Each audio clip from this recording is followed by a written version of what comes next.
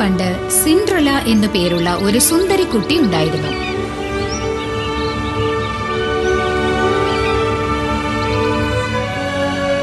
അവൾ തന്റെ ചിറ്റമ്മയുടെയും അവരുടെ വിരൂപരായ 2 മക്കളുടെയും കൂടെയാണ് താമസിച്ചിരുന്നത്. അവർ അവളോട് കരുണ കാണിച്ചതേയില്ല. അവളെ കൊണ്ടാണ് എല്ലാ ജോലിയും ചെയ്യിപ്പിച്ചിരുന്നത്. ഒരു ദിവസം തെരുവിൽ ഒരു വിളംബരം ചെയ്യുന്നത് കേട്ടു. രാജകുമാരൻ വധുവിനെ തിരഞ്ഞെടുക്കാൻ പോകുന്നു. എല്ലാ ചെറുപ്പക്കാരികളെയും അതിനായി രാജകൊട്ടാരത്തിലേക്ക് ക്ഷണിച്ചുകൊള്ളുന്നു. സിൻഡ്രല്ലയുടെ ചിറ്റമ്മയ്ക്ക് തന്റെ 2 പെൺമക്കളെയും സ്വയംവരത്തിന് അയക്കണമെന്നുണ്ടായിരുന്നു. എന്റെ സുന്ദരി കുട്ടികളെ, നിങ്ങൾ പോകണം. ശരിയമ്മേ. പാവം സിൻഡ്രല്ല, അവൾക്കും കൊട്ടാരത്തിലേക്ക് പോകണമെന്നുണ്ടായിരുന്നു. അവൾ ചിറ്റമ്മയോട് അതിന് സമ്മതം ചോദിച്ചു. ഞാനും സ്വയംവരത്തിന് പോകട്ടെ? രാജകുമാരൻ ഒരു വധുവിനെയാണ് അന്വേഷിക്കുന്നത്. നിന്നെ പോലെയുള്ള പെൺകുട്ടികളെ ഒന്നും അദ്ദേഹത്തിന് ഇഷ്ടപ്പെടില്ല. നീ ഇവിടെ വീട്ടിൽ തന്നെ ഇരുന്ന് പാത്രങ്ങളൊക്കെ കഴുകുകയും തറ വൃത്തിയാക്കുകയും ചെയ്യേ.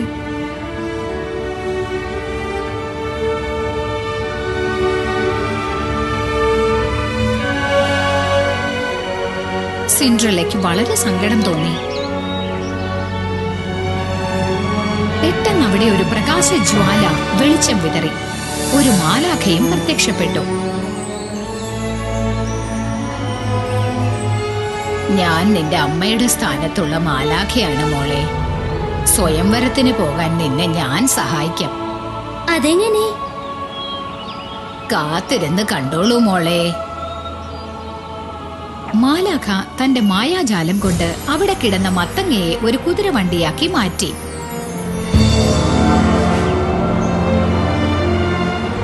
മാലാഖ 6 ചുണ്ടലികളെ 6 കുതിരകളാക്കി മാറ്റി. മറ്റൊരു ചുണ്ടലിയെ വണ്ടിക്കാരനായി മാറ്റി. സിൻഡ്രല്ലയുടെ പഴയ വസ്ത്രങ്ങളെ മാലാഖ രാജകീയ വസ്ത്രങ്ങളാക്കി മാറ്റി. അവൾക്കൊരു ജോഡി കണ്ണാടി ഷൂസുകളും കിട്ടി. സിൻഡ്രല്ല, നിനക്ക് അർദ്ധരാത്രി വരെ സമയമുള്ളൂ. അർദ്ധരാത്രിയോ? അതെ മോളെ, അർദ്ധരാത്രിയാകുന്നതോടെ ഇതെല്ലാം പഴയപടി മാറും. ഇക്കാര്യം മറക്കരുത്. പോയി വരൂ. ഞാൻ ശ്രദ്ധിക്കാം.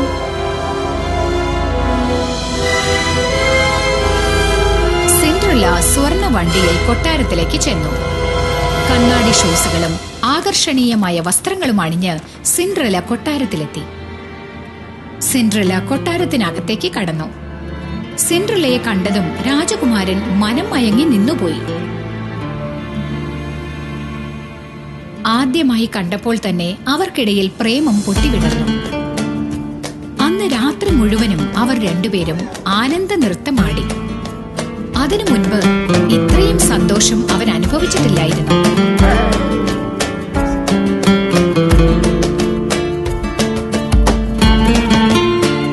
അപ്പോഴാണ് അർദ്ധരാത്രി ആയെന്നറിയിക്കുന്ന നാഴികമണി അടിക്കുന്നത് കേട്ടത്. അർദ്ധരാത്രിയാകുന്നതോടെ ഇതെല്ലാം പഴയപടി മാറും. അവൾ രാജകുമാരനിൽ നിന്നും കുതറി മാറി പുറത്തേക്ക് ഓടി.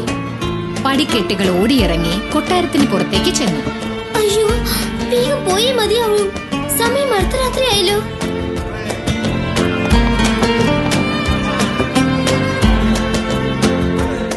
സിൻഡ്രലയെ പിടിച്ചു നിർത്താനായി രാജകുമാരനും പുറകെ ഓടിയെങ്കിലും ഗോവണിപ്പടിയിൽ കിടന്ന ഒരു കണ്ണാടി ഷൂ മാത്രമേ കാണാനായിരുന്നു. ഉടനെ തന്നെ ഒരു വിളംബരം ചെയ്യാൻ അദ്ദേഹം ഭടന്മാരോട് ആവശ്യപ്പെട്ടു. അടുത്ത ദിവസം തന്നെ ഭടന്മാർ പ്രധാനപ്പെട്ട കാര്യം വിളംബരം ചെയ്തു.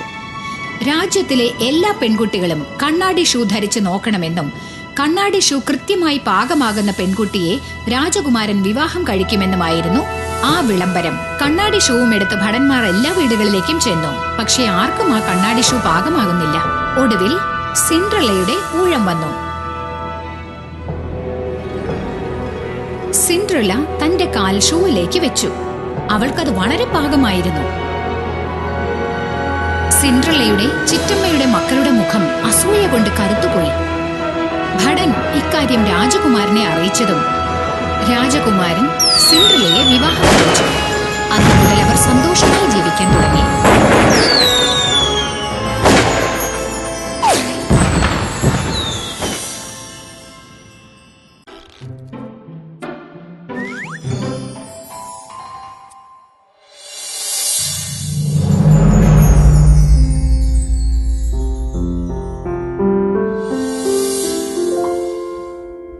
വളരെ കാലം മുൻപ് ഒരു ധനികനായ വ്യാപാരിയും അയാൾക്ക് 3 പെൺമക്കളും ഉണ്ടായിരുന്നു. വ്യാപാര ആവശ്യങ്ങൾക്കായി അയാൾ വിദേശത്തേക്ക് പുറപ്പെടാൻ തുടങ്ങുകയായിരുന്നു. അദ്ദേഹം തന്റെ പെൺമക്കളോട് ചോദിച്ചു, വരുമ്പോൾ നിങ്ങൾക്ക് ഞാൻ എന്താണ് കൊണ്ടുവരേണ്ടത്? ഞങ്ങൾക്ക് നല്ല വസ്ത്രങ്ങളും ആഭരണങ്ങളും വേണം. എനിക്കും നല്ല വസ്ത്രങ്ങളും ആഭരണങ്ങളുമാണ് വേണ്ടത്. അച്ഛാ, നമ്മുടെ പൂന്തോട്ടത്തിൽ ചുവന്ന റോസാപ്പൂക്കളില്ല. എനിക്കൊരു ജോഡി വേണം. വ്യാപാരി അവർ ആവശ്യപ്പെട്ടതെല്ലാം കൊണ്ടുവരാമെന്ന് പറഞ്ഞ് യാത്ര പുറപ്പെട്ടു. പോകുന്ന വഴിയിൽ അദ്ദേഹം ഒരു സത്രം കണ്ടു.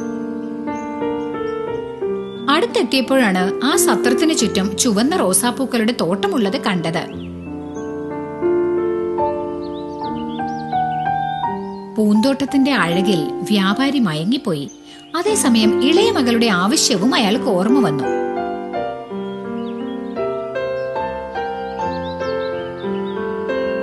പൂക്കൾ പറിച്ചെടുക്കാനായി വ്യാപാരി പൂന്തോട്ടത്തിനകത്ത് കടന്നു. 2 പൂക്കൾ പറിച്ചെടുത്ത് അദ്ദേഹം പുറപ്പെടാനിരിക്കുകയായിരുന്നു.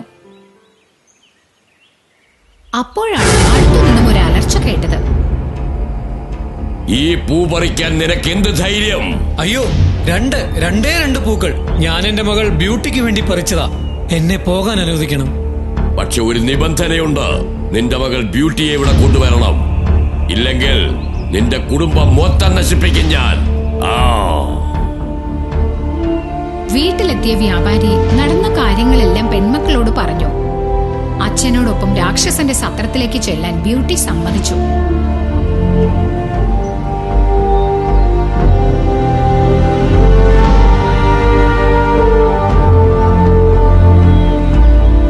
അങ്ങനെ അവർ സത്രത്തിലെത്തി. ശരി, ഇനി നിന്റെ അച്ഛനെ വീട്ടിലേക്ക് തിരിച്ചു പോകാം. പക്ഷെ നീ എന്നോടൊപ്പം കഴിയണം. മനോവിഷമത്തോടെ ബ്യൂട്ടി അച്ഛനെ തിരിച്ചയച്ചു. നിന്നെ ഞാൻ എന്ത് വിളിക്കണം? നിനക്കെന്നെ ബീസ്റ്റ് എന്ന് വിളിക്കാം. ബ്യൂട്ടി ബീസ്റ്റിനോടൊപ്പം കഴിയാൻ തുടങ്ങി. ബീസ്റ്റ് ബ്യൂട്ടിക്ക് ഒരു മാന്ത്രിക കണ്ണാടി നൽകി. അതിൽ അവളുടെ കുടുംബാംഗങ്ങളെ കാണാമായിരുന്നു. ഒരു ദിവസം കണ്ണാടിയിൽ നോക്കിയപ്പോൾ തന്റെ അച്ഛൻ സുഖമില്ലാതെ കിടപ്പിലാണെന്ന് മനസ്സിലായി. എന്നെ വീട്ടിൽ പോകാൻ അനുവദിക്കൂ. അങ്ങനെയാകട്ടെ. പക്ഷെ നീ ഒരാഴ്ചക്കകം തിരിച്ചെത്തിയില്ലെങ്കിൽ ഞാൻ മരിക്കും. തീർച്ചയായും ഞാൻ ഒരാഴ്ചക്കകം തിരിച്ചെത്താം. കാര്യങ്ങളെല്ലാം നല്ല രീതിയിൽ നടന്നു. അച്ഛൻ വേഗം സുഖം പ്രാപിച്ചു. 10 ദിവസങ്ങൾ കടന്നുപോയ കാര്യം ബ്യൂട്ടി അറിഞ്ഞതേയില്ല. ബ്യൂട്ടി കണ്ണാടി എടുത്തു നോക്കിയപ്പോൾ ബീസ്റ്റ് തീരെ സുഖമില്ലാതെ കിടക്കുന്നത് അവൾ കണ്ടു.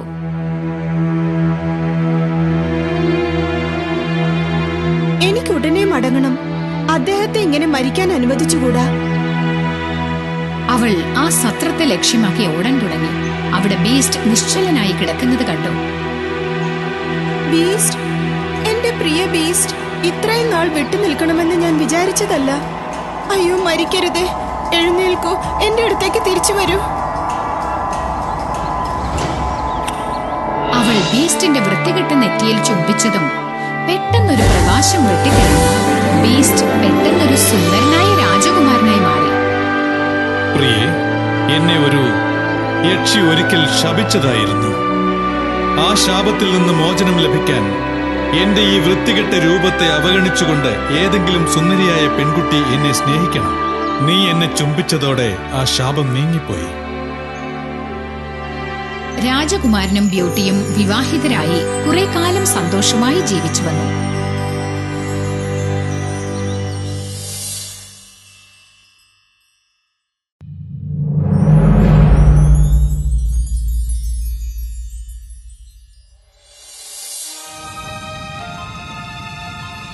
പണ്ട് ഒരു വൃദ്ധ ഒറ്റയ്ക്ക് താമസിച്ചിരുന്നു.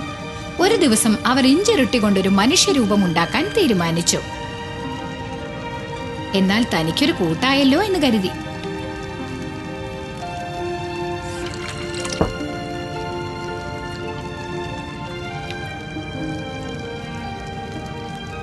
വൃദ്ധ മാവ് കുഴച്ച് ശരീരരൂപം ഉണ്ടാക്കി.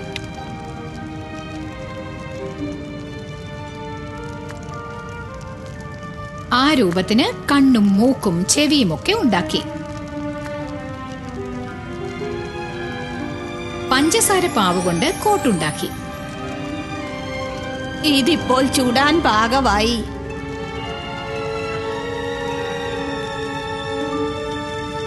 വൃദ്ധ ഇഞ്ചി മനുഷ്യന്റെ രൂപത്തെ പതുക്കെ അടുപ്പിനകത്തേക്ക് വെച്ചു.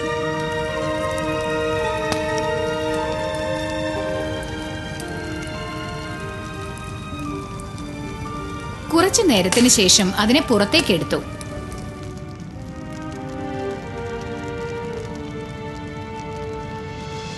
ഇഞ്ചി മനുഷ്യന്റെ രൂപത്തെ കൈകൊണ്ടെടുത്തപ്പോഴേക്കും അത് കയ്യിൽ നിന്നും ചാടിപ്പോയി.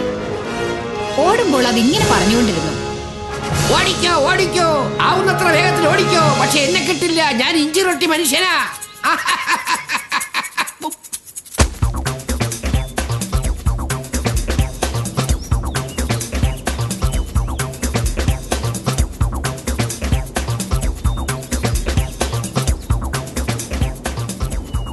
ഇഞ്ചിരൊട്ടി മനുഷ്യൻ വൃദ്ധയുടെ വീട്ടിൽ നിന്നും ഇറങ്ങി ഓടിയ വഴിയിൽ ഒരു പശുവിനെ കണ്ടു. പശു അതിനെ വിളിച്ചു, നിൽക്ക് ഇഞ്ചിരൊട്ടി മനുഷ്യ, നിന്നെ തിന്നാൻ നല്ല സ്വാദായിരിക്കും. ഞാൻ ആ വൃദ്ധയുടെ കണ്ണുവെട്ടി ചോടുകയാ. ഓടിക്കോ, പറ്റാവുന്നത്ര വേഗത്തിൽ ഓടിക്കോ, എന്നെ കിട്ടില്ല, ഞാൻ ഇഞ്ചി റൊട്ടി മനുഷ്യനാ.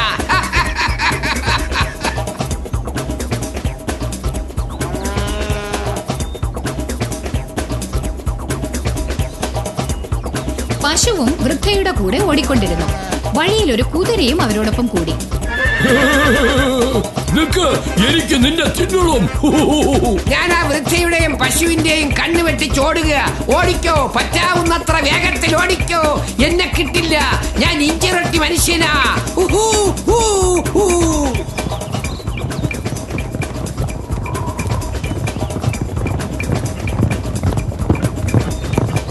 അതൊരു അവസാനമില്ലാത്ത ഓട്ട മത്സരം പോലെ ഉണ്ടായിരുന്നു. ഇപ്പോൾ കുതിരയും ഇഞ്ചിരൊട്ടി മനുഷ്യനെ പിന്തുടരുന്നു. വൃദ്ധയും പശുവും അതിനു പിന്നിലായി ഓടിക്കൊണ്ടിരിക്കുകയാണ്.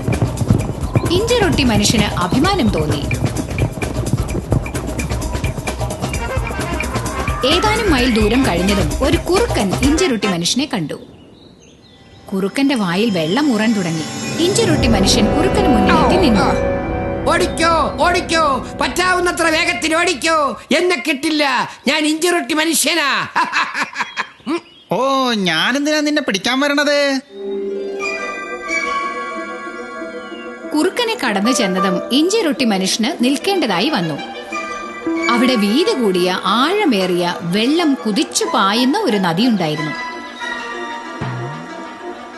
കുറുക്കൻ ഇങ്ങനെ ചിന്തിച്ചു, ഈ ഇഞ്ചിറൊട്ടി മനുഷ്യനെ തിന്നാൻ നല്ല രസമായിരിക്കും.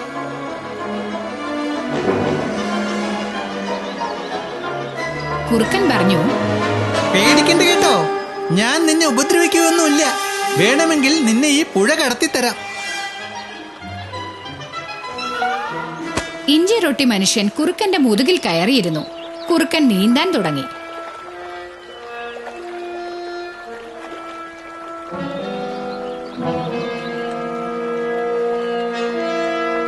അവർ പുഴയുടെ ഏകദേശം നടുവിലെത്തിയപ്പോൾ കുറുക്കൻ പറഞ്ഞു, ഇഞ്ചിറൊട്ടി മനുഷ്യ, എന്റെ തലയിൽ കയറി നിന്നോ, അല്ലെങ്കിൽ നീ നനയും. അങ്ങനെ ഇഞ്ചിറൊട്ടി മനുഷ്യൻ കുറുക്കന്റെ തലയിലേക്ക് കയറി നിന്നു. ഒഴുക്കിന്റെ ശക്തി കൂടിയ സ്ഥലത്തെത്തിയതും കുറുക്കൻ ഇങ്ങനെ പറഞ്ഞു, നിനക്കെന്റെ മൂക്കിന് മുകളിൽ ഇരിക്കാമോ ഇഞ്ചിറൊട്ടി മനുഷ്യ? എന്നാ നിന്നെ സുരക്ഷിതമായി അക്കരെ എത്തിക്കാം. നീ മുങ്ങിപ്പോകുന്നത് എനിക്ക് ഇഷ്ടമല്ല.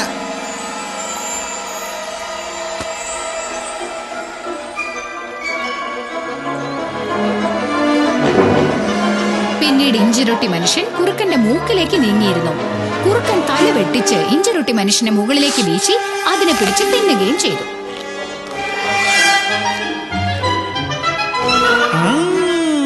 നല്ല സ്വാദ്.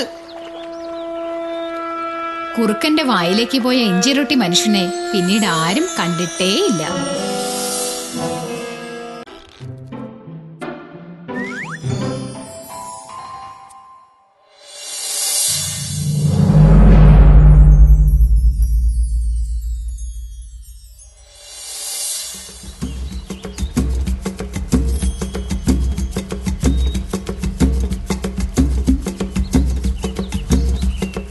പണ്ട് പണ്ട് ഒരു താറാവുണ്ടായിരുന്നു. അത് കാട്ടിലെ പുൽവെളിയിൽ താമസിച്ചു വന്നു.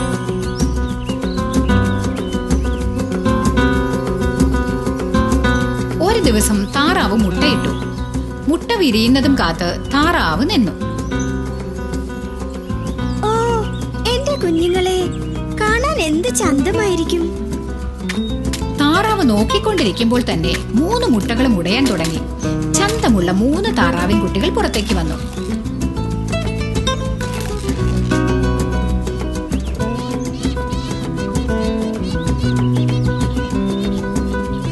അമ്മ താറാവിന് സന്തോഷം സഹിക്കാൻ വയ്യ.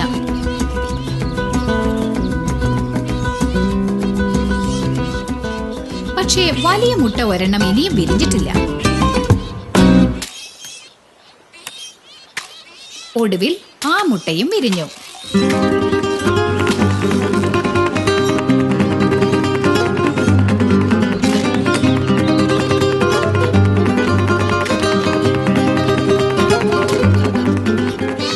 അയ്യോ, എന്തൊരു വലിപ്പം! വികൃത രൂപി! താറാവ് അതിനെ സൂക്ഷിച്ചു നോക്കി. ദൈവമേ, ഓ, ഇതെന്റെ കുഞ്ഞാണെന്നോ? അതിന്റെ ചെവി കണ്ടില്ലേ? മറ്റു കുട്ടികളും അതിൽ തമ്മിൽ എന്തൊരു വ്യത്യാസം!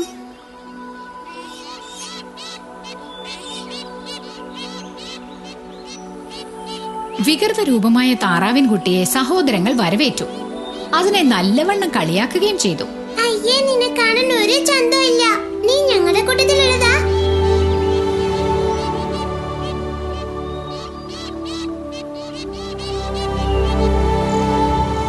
കളിയാക്കൽ സഹിക്കാൻ വയ്യാതെ ആ വികൃത രൂപിയായ താറാവിൻ കുട്ടി വീട് വിട്ടിറങ്ങി.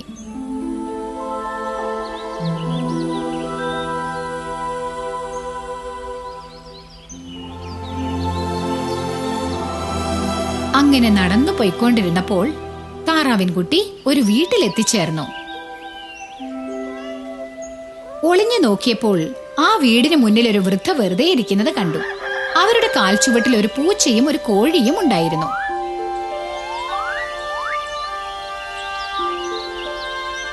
ഇവരൊരു പൂച്ചയെയും ഒരു കോഴിയെയും വളർത്തുന്നുണ്ടല്ലോ എന്ന് ആ താറാവിൻ കുട്ടി ആലോചിച്ചു.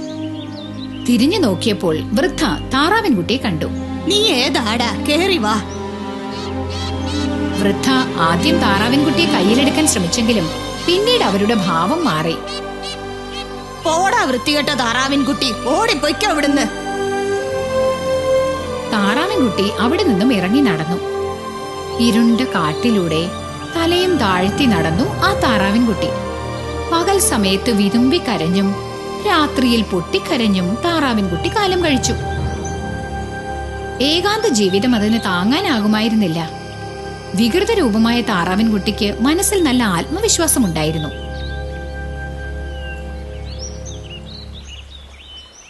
ഒരു ദിവസം നടന്ന് നടന്ന് ഒടുവിൽ വലിയൊരു കുളത്തിനടുത്തെത്തി. കുറെ ദിവസങ്ങൾക്ക് ശേഷം വെള്ളം കണ്ടതും താറാവിൻ കുഞ്ഞ് തുള്ളിച്ചാടാൻ തുടങ്ങി.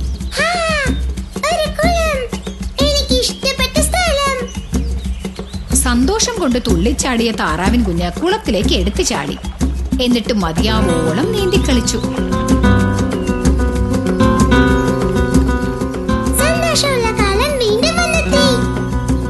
പക്ഷെ ആ സന്തോഷം അധികകാലം നീണ്ടു നിന്നില്ല. തണുപ്പുകാലം തുടങ്ങി, കുളിർകാറ്റ് വീശാൻ തുടങ്ങി.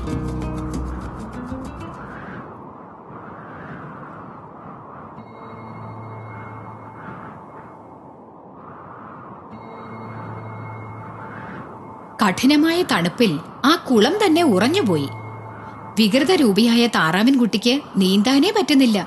എനിക്കൊരു നല്ല വീടുണ്ടായിരുന്നെങ്കിൽ.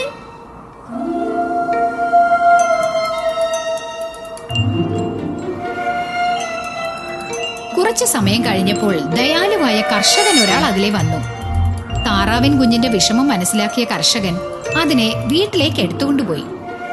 വീട്ടിലെ ഇളം ചൂടേറ്റതും താറാവിൻകുട്ടിക്ക് സുഖം തോന്നി.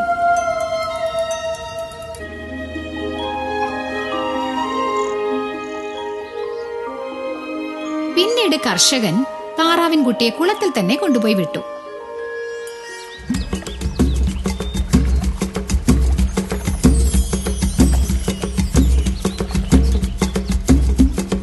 പെട്ടെന്നൊരു ദിവസം തനിക്ക് ചുറ്റും കുറെ അരയന്ന കുട്ടികൾ നീന്തിക്കളിക്കുന്നത് കണ്ടു.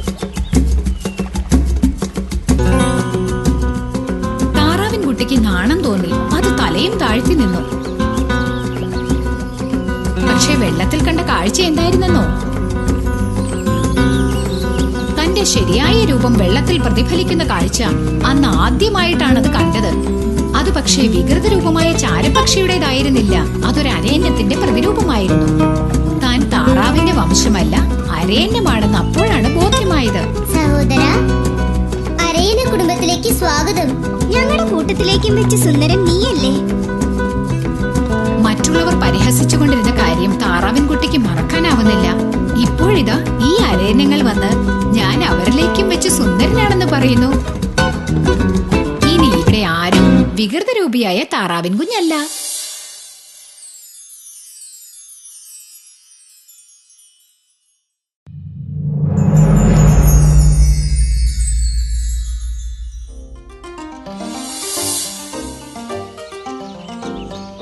പണ്ട് പണ്ട് ഒരു കാട്ടിൽ 3 കരടികൾ താമസിക്കുന്നുണ്ടായിരുന്നു. ഒരു ദിവസം രാവിലെ പാൽക്കഞ്ഞി കുടിക്കാൻ വയ്യാത്തത്ര ചൂടുണ്ടായിരുന്നു. എന്നാൽ കുറച്ചുനേരം കാട്ടിൽ നടക്കാൻ പോയി വരാമെന്ന് അവർ കരുതി 3 പേരും നടക്കാനിറങ്ങി.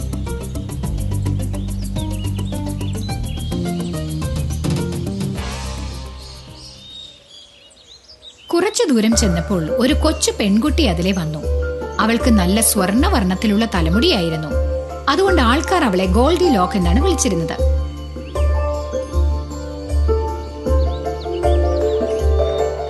അവൾ നടന്നു നടന്ന് കരടികളുടെ വീട്ടിനടുത്തെത്തി.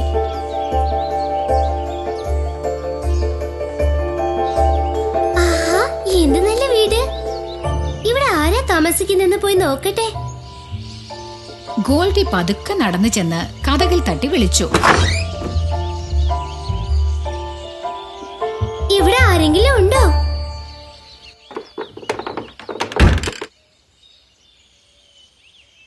അവിടെ ഒരു മേശയും 3 കസേരകളും ഉണ്ടായിരുന്നു.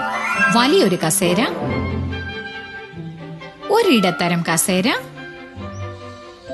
പിന്നെ ഒരു കൊച്ചു കസേരയും. മേശപ്പുറത്ത് പാത്രങ്ങളിൽ പാൽക്കഞ്ഞിയും ഉണ്ടായിരുന്നു. ഒരു വലിയ പാത്രം, ഒരിടത്തരം പാത്രം, പിന്നെ ഒരു ചെറിയ പാത്രവും. ഗോൾഡിലോക്സിനാണെങ്കിൽ നല്ല വിശപ്പുണ്ടായിരുന്നു. പാൽക്കഞ്ഞിയുടെ മണം കേട്ടാലേ കൊതിയാവുന്നു. അവൾ വലിയ കസേരയിലിരുന്ന് വലിയ സ്പൂൺ എടുത്ത് വലിയ പാത്രത്തിൽ നിന്നും കുറേശ്ശെ പാൽക്കഞ്ഞി എടുത്ത് കുടിക്കാൻ തുടങ്ങി.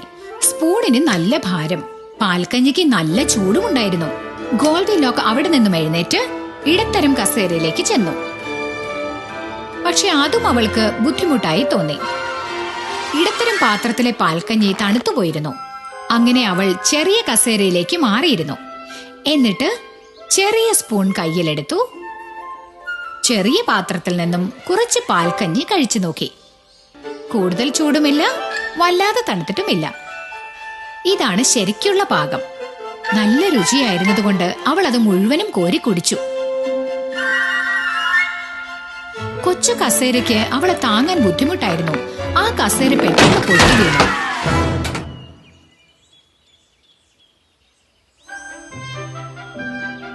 പിന്നെ ഗോൾഡിലോക്സ് മുകളിലെ നിലയിലേക്ക് പോയി. അവിടെ 3 കിടക്കകൾ ഉണ്ടായിരുന്നു. ഒരു വലിയ കിടക്കയും ഒരിടത്തരം കിടക്കയും പിന്നെ ഒരു ചെറിയ കിടക്കയും.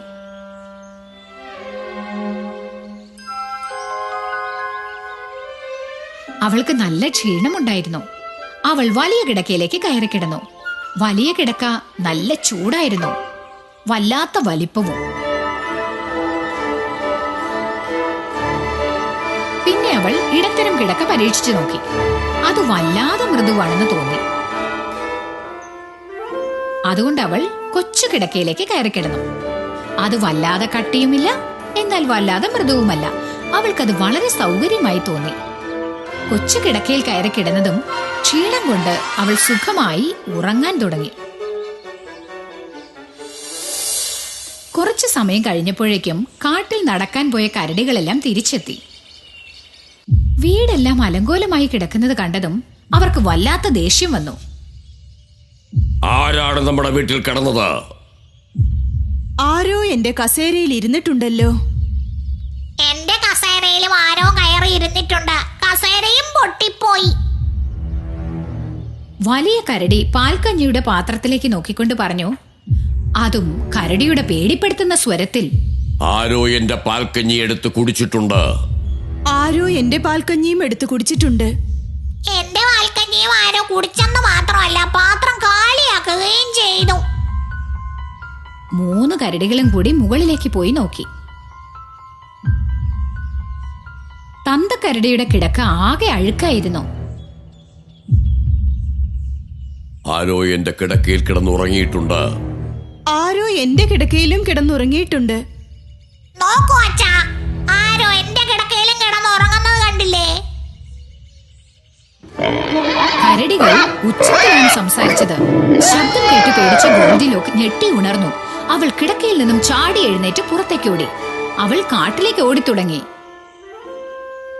അതിനുശേഷം അമ്മ കരടി വേറെ പാൽക്കഞ്ഞി ഉണ്ടാക്കി. എല്ലാവരും കൂടെ ഇരുന്ന് സന്തോഷമായി പാൽക്കഞ്ഞി കുടിച്ചു.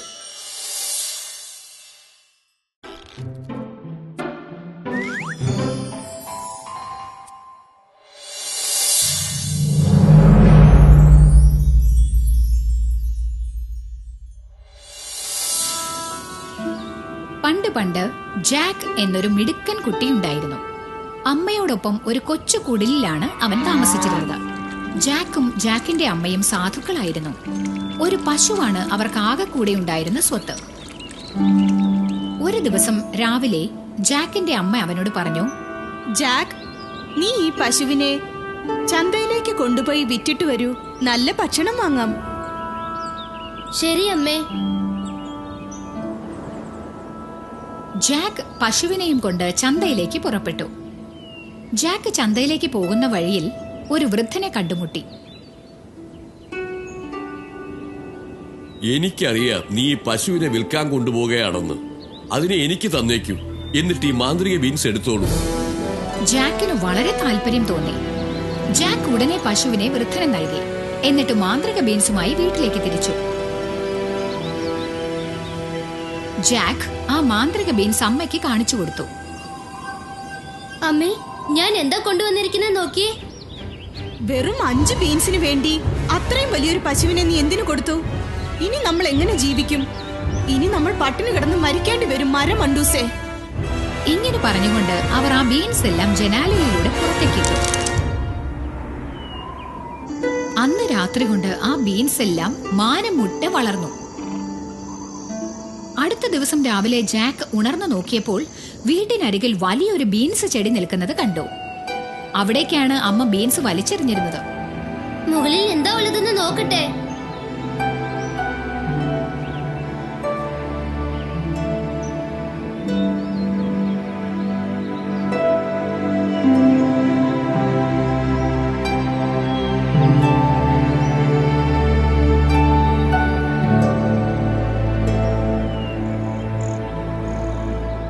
മേഘങ്ങൾക്ക് മുകളിൽ അത്ഭുതകരമായ ഒരു കൊട്ടാരമുണ്ടായിരുന്നു. ബീൻസ് ചെടി ജാക്കിനെ നേരെ ആ കൊട്ടാരത്തിന്റെ വാതിൽക്കൽ എത്തിച്ചു. ആകാംക്ഷാഭരിതനായ ജാക്ക് അങ്ങോട്ട് നടന്നു ചെന്നു.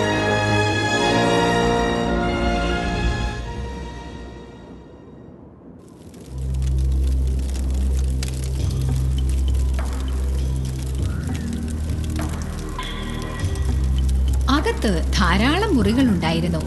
നടന്ന് നടന്ന് ഒടുവിൽ നിറയെ സ്വർണം കൂട്ടി വെച്ചിരിക്കുന്ന വലിയൊരു മുറിയിലാണ് ജാക്ക് എത്തിച്ചേർന്നത്. ആ മുറിയുടെ ഒരു മൂലയിൽ വലിയൊരു രാക്ഷസൻ കൂർക്കം വലിച്ചു കിടന്നുറങ്ങുന്നുണ്ടായിരുന്നു.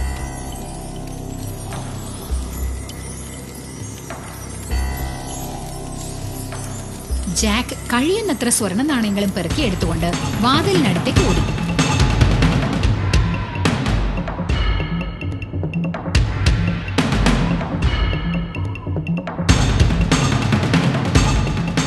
ബീൻസ് ചെടിയിലൂടെ ഊർന്നിറങ്ങി ജാക്ക് വീട്ടിൽ തിരിച്ചെത്തി. അമ്മേ, ഞാൻ എന്താ കൊണ്ടുവന്നിരിക്കുന്നെന്ന് കണ്ടോ? ഇനി നമ്മൾ ഒരിക്കലും ദരിദ്രരാവില്ല. സ്വർണ്ണ നാണയങ്ങൾ കണ്ട് അമ്മ അതിശയിച്ചുപോയി. കൊട്ടാരത്തെക്കുറിച്ചും രാക്ഷസനെക്കുറിച്ചുമെല്ലാം ജാക്ക് അമ്മയോട് വിവരിച്ചു. സ്വർണ്ണ നാണയങ്ങൾ കൊടുത്ത് ജാക്കും അമ്മയും വേണ്ടത്ര ഭക്ഷണ സാധനങ്ങൾ വാങ്ങിച്ചു.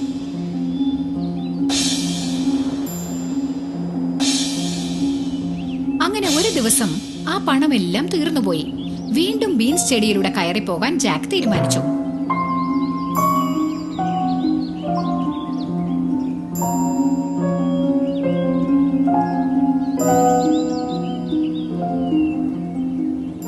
അങ്ങനെ ജാക്ക് വീണ്ടും രാക്ഷസന്റെ കൊട്ടാരത്തിലെത്തി.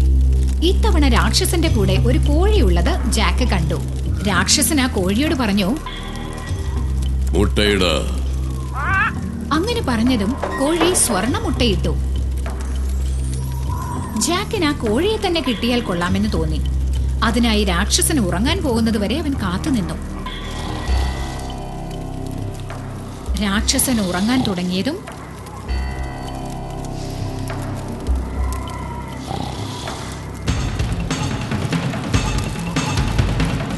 ജാക്ക് കോഴിയെ വാരിയെടുത്തു. കോഴി ഉറക്ക ശബ്ദമുണ്ടാക്കാൻ തുടങ്ങി. ബീൻസ് ചെടിയിലൂടെ വീട്ടിലേക്ക് ഊർന്നിറങ്ങിയ ജാക്കിന്റെ തൊട്ടുപുറകെ രാക്ഷസന്റെ ഇടി വെട്ടുന്ന പോലത്തെ കാലടി ശബ്ദം കേൾക്കാനുണ്ടായിരുന്നു. നിൽക്കവിടെ കള്ളൻ! നിനക്കെന്ത് ധൈര്യമുണ്ടെങ്കിൽ എന്റെ വിലപിടിച്ച കോഴിയെ മോഷ്ടിക്കാൻ വരും?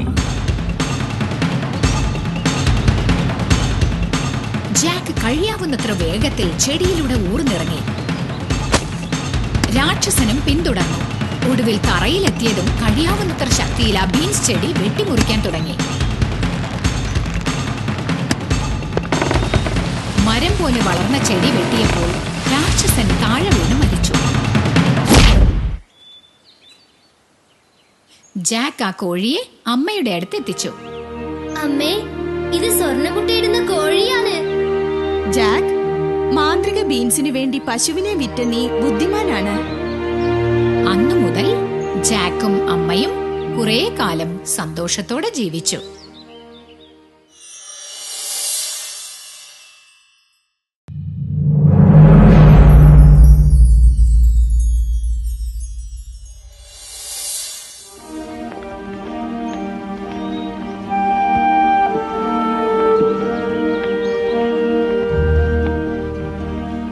പണ്ട് പണ്ടൊരിടത്ത് 3 പന്നിക്കുട്ടികൾ ഉണ്ടായിരുന്നു. ഒരിക്കൽ അവ 3ഉം കൂടി ജനിച്ചു വളർന്ന ഫാമിൽ നിന്നും ഇറങ്ങി നടന്നു.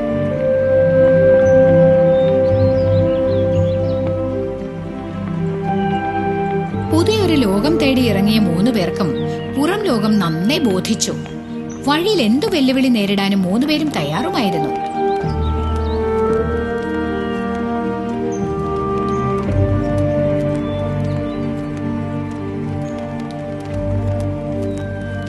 ആദ്യത്തെ പന്നിക്കുട്ടി വഴിയിലൂടെ വൈക്കോലുമായി എത്തിയ ഒരാളെ കണ്ടു. ഒന്ന് നിൽക്കണേ, കുറച്ച് വൈക്കോൽ കിട്ടിയിരുന്നെങ്കിൽ ഒരു വീടുണ്ടാക്കാമായിരുന്നു. അതിനെന്താ, തീർച്ചയായും തരാം. അയാൾ പന്നിക്കുട്ടിക്ക് വലിയൊരു കെട്ട് കച്ചിത്തുരുമ്പ് കൊടുത്തു.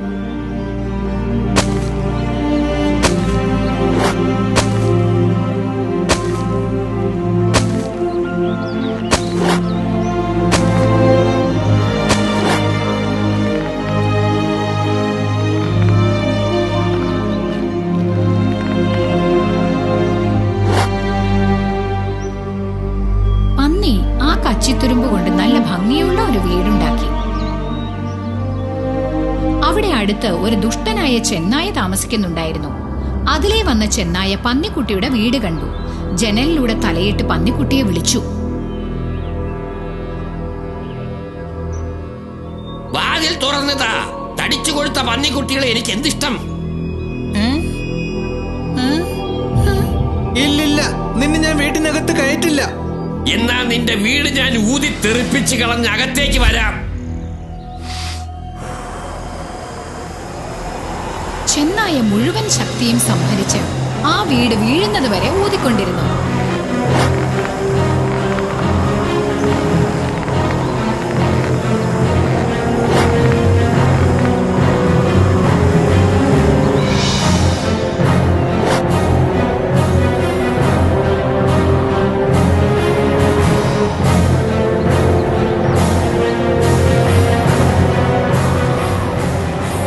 പന്നിക്കുട്ടി വയലിലൂടെ ജീവനും കൊണ്ടോടി രക്ഷപ്പെട്ടു.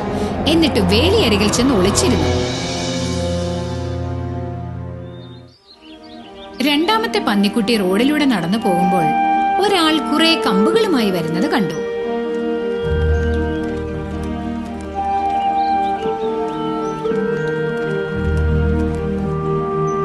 ഒന്ന് നിൽക്കണേ, എനിക്ക് ഇതിൽ നിന്നും കുറച്ച് കമ്പ് കിട്ടിയിരുന്നെങ്കിൽ വീടുണ്ടാക്കാമായിരുന്നു. തീർച്ചയായും. അയാൾ പന്നിക്കുട്ടിക്ക് വലിയൊരു കെട്ട് കമ്പുകൾ കൊടുത്തു.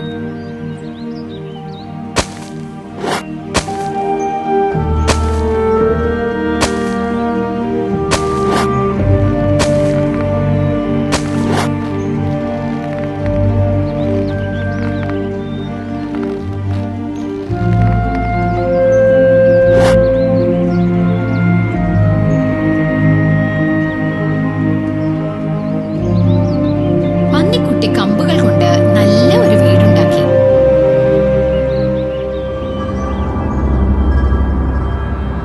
പിന്നെയും വന്നു അതേ ചെന്നായ. വേറൊരു പന്നിക്കുട്ടി കമ്പുകൾ കൊണ്ട് വീടുണ്ടാക്കിയത് ചെന്നായ കണ്ടു.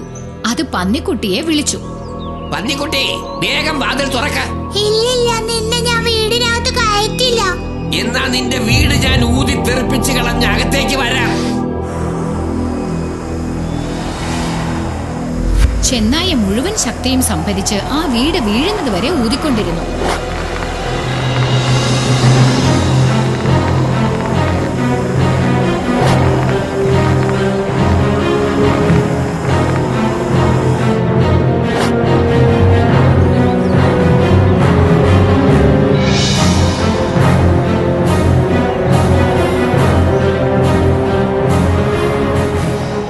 പന്നിക്കുട്ടി ഒരുവിധം പിൻവാതിലൂടെ ഇറങ്ങി ഓടി ഒരു മരത്തിന് ചുവട്ടിൽ ചെന്ന് ഒളിച്ചിരുന്നു. മൂന്നാമത്തെ പന്നിക്കുട്ടി വഴിയിലൂടെ ഇഷ്ടികകളുമായി എത്തിയ ഒരാളെയാണ് കണ്ടുമുട്ടിയത്. ഒന്ന് നിൽക്കണേ, കുറച്ച് ഇഷ്ടിക കിട്ടിയിരുന്നെങ്കിൽ സ്വന്തമായൊരു വീടുണ്ടാക്കാമായിരുന്നു. അതിനെന്താ പന്നിക്കുട്ടി, തീർച്ചയായും തരാം. അയാൾ പന്നിക്കുട്ടിക്ക് കുറെ ഇഷ്ടികകൾ കൊടുത്തു.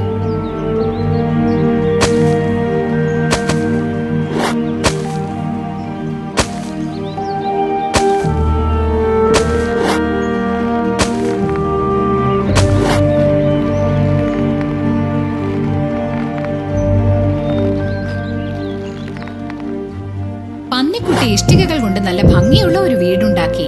നല്ല ഉറപ്പും ബലവുമുള്ള വീട്. മറ്റ് 2 പന്നിക്കുട്ടികളും വിവരം കേട്ടറിഞ്ഞ് അവിടെ എത്തി.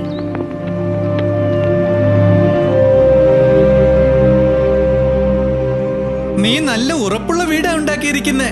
പക്ഷേ എന്റെ വൈക്കോൽപുര ആ ചെന്നായ ഊതി വീഴ്ത്തി കളഞ്ഞു. അതെ, ഞാൻ കമ്പുകൾ കൊണ്ടുണ്ടാക്കിയ വീട് നശിപ്പിച്ചു. അതൊന്നും സാരമില്ല. നമ്മൾ 3 പേരും ഒറ്റക്കെട്ടായി നിന്ന ചെന്നായെ പിടിച്ചിട്ട് തന്നെ കാര്യം. അധികം താമസിയാതെ ചെന്നായ അവിടെ എത്തി. ചെന്നായക്കാണെങ്കിൽ നല്ല വിശപ്പുണ്ടായിരുന്നു. ചെന്നായ വിളിച്ചു പറഞ്ഞു, എടാ കൊച്ചു പന്നി, വേഗം വാതിൽ തുറക്ക. ഇല്ലില്ല, ഞാൻ നിന്റെ വീട്ടിനകത്ത് കയറ്റില്ല.